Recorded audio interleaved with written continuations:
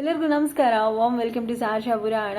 So ರೀಸೆಂಟಾಗಿ ಆಗಿರುವಂತಹ ಒಂದು AI ಬೇಸ್ಡ್ ಎಕ್ಸ್ಪೀರಿಯನ್ಸ್ನ ನಾನು ಇಲ್ಲಿ ಶೇರ್ ಮಾಡೋಕ್ಕೆ ಬಂದಿದ್ದೀನಿ. ನಮ್ಮ AIನ ನಿಜವಾದ ವ್ಯಾಲ್ಯೂ ಗೊತ್ತಾಗಬೇಕು ಅಂತ ಹೇಳಿದ್ರೆ ನಾವು ಯಾವುದೇ ಯೂನಿವರ್ಸಿಟಿ, ಕಾಲೇಜ್ ಅಥವಾ ರಿಸರ್ಚ್ ಸೆಂಟರ್ನ ವಿಸಿಟ್ ಮಾಡಬೇಕು. ಅಲ್ಲಿ ನೀವು ರಿಸರ್ಚ್ ಮಾಡಿರುವಂತಹ ಅಥವಾ ನೀವು ಓದಿ ರಿಪೋರ್ಟ್ಸ್ ಕ್ರಿಯೇಟ್ ಮಾಡಿರುವಂತಹ ಕಂಟೆಂಟ್ ಇನ್ ಕೇಸ್ ಏನಾದರೂ AIದು ಅಂತ ಗೊತ್ತಾದರೆ that whole concept will go to the bin. So ಹಾಗಾಗಿ ನೀವೇನು ಮಾಡ್ತಾ ಇದ್ದೀರಾ ಅಥವಾ ನೀವೇನು ಬರೀತಾ ಇದ್ದೀರಾ ಅದನ್ನೆಲ್ಲನೂ ಕೂಡ ಆದಷ್ಟು ಅವೈಲಬಲ್ ರೆಫರೆನ್ಸ್ ರಿಸೋರ್ಸಲ್ಲಿ ಓದಿ ನೀವು ಬರ್ಕೊಂಡ್ರೆ ಒಳ್ಳೆಯದು. ಆನ್ಲೈನಲ್ಲೂ ಕೂಡ ಬೇಜಾನ್ ಕಂಟೆಂಟ್ ಇದೆ, ಬಟ್ ಡೋಂಟ್ ಪ್ರಿಫರ್ AI. ಅದು ಏನು ರೆಡಿ ಡಿಸ್ಕ್ರಿಪ್ಷನ್ ಅಥವಾ ರೆಡಿ ಒಂದು ಕಂಟೆಂಟ್ ಕೊಡುತ್ತೆ, ಅದ್ರ ಮೇಲೆ ಡಿಪೆಂಡ್ ಆಗಿಬಿಡಿ. ಸೊ ಫಸ್ಟ್ ಟೈಮ್ ಆ್ಯಕ್ಚುಲಿ ಎಷ್ಟೊಂದು ಜನ ಗೊತ್ತಿರೋದಿಲ್ಲ ಅಂತ ಹೇಳಿ ಟೀಚರ್ಸ್ ಅಥವಾ ಲೆಕ್ಚರರ್ಸ್ ಹೇಳ್ತಾರೆ ಈ ರೀತಿ ಮಾಡ್ಕೊಂಡು ಬನ್ನಿ ಅಂತ.